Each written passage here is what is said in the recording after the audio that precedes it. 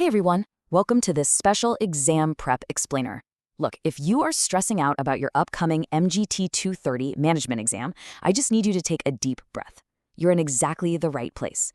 Today, I'm going to be your mentor, your guide, and your professor as we tackle one of the most critical, and honestly, sometimes the most confusing, sections of your entire syllabus, motivation theories. We are going to master this mock exam together. We'll break down all these complex concepts into totally bite-sized pieces, and I guarantee we're going to make sure you walk into that exam room feeling completely confident. Okay, let's dive into this. Here's our syllabus for today. First, defining motivation. Then, content versus process theories. After that, we'll look at the XYZ Corporation case study, focusing on needs and process in action. And finally, we'll do some live final exam practice. All right, Section 1, defining motivation.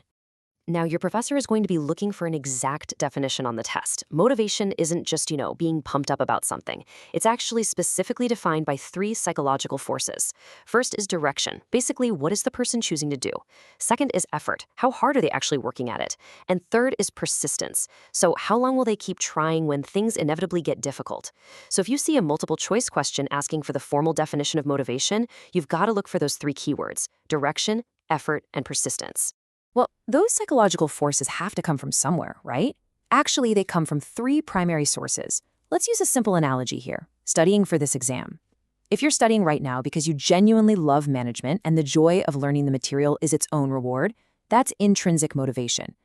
But if you're studying strictly because you want to get an A or maybe just avoid failing the class, that is extrinsic motivation. It's entirely about the consequence, the reward or the punishment. And lastly, if you're taking notes right now so you can share them with a struggling classmate to help them pass, well, that is pro-social motivation. Moving right along to Section 2, the theory divide.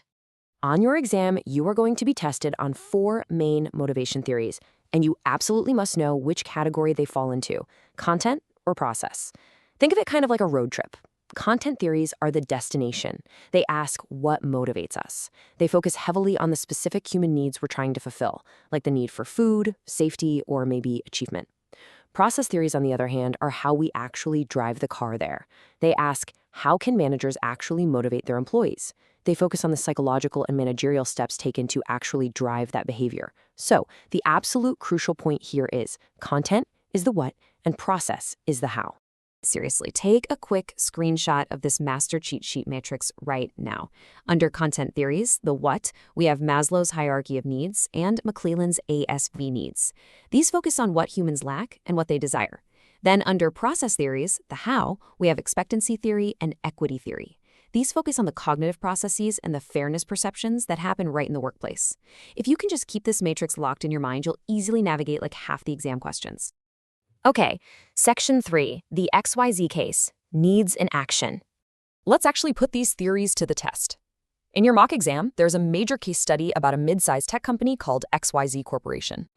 They're facing a massive decline in employee motivation, and 4 managers are brought in to solve it. Let's look at the first 2 managers who tackle this problem using content theories. First up is manager Kasim. Kasim looked at his employees and decided to apply Maslow's hierarchy of needs.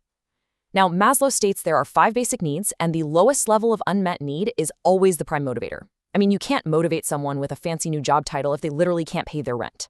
So Kasim started right at the bottom. He provided a safe, comfortable working environment and offered competitive salaries. Those completely cover the physiological and safety needs. Once those were met, he provided training and career progression, which allows employees to fulfill their higher-level esteem and self-actualization needs. On the test, if you see a manager building from basic security all the way up to personal growth, that is absolutely Maslow in action.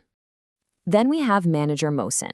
He leaned into our other content theory, McClelland's AAP needs. That stands for achievement, affiliation, and power. Mohsen realized that, hey, not all employees want the exact same thing. For his achievers, he assigned difficult, challenging new projects. For his affiliators, he heavily encouraged teamwork and social interaction. And for his power-centered employees, he put them right into supervisory roles where they could make decisions and lead others. And guys, this brilliantly illustrates a key trap the exam might try to catch you on. Why is a high need for affiliation sometimes a bad thing for managers? Well, it's because an affiliator leader might prioritize just being liked by their team, way over actually demanding high performance. Keep an eye out for that. Shifting gears now, Section 4, XYZ case, process and action. So we've seen how Qasim and Mohsen use content theories, really focusing on what specific needs the employees had.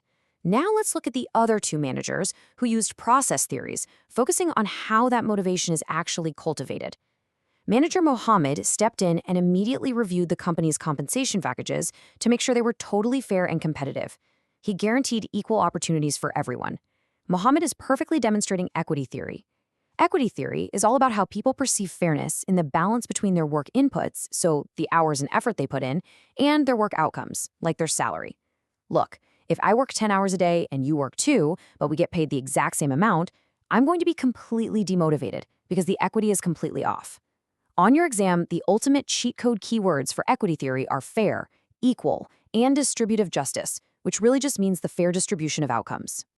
Finally, we have manager Ali. He took a more mathematical approach with expectancy theory. This theory says motivation depends on 3 exact factors basically multiplying together. Step 1 is expectancy. That's the belief that if I put in high effort, it will absolutely lead to high performance.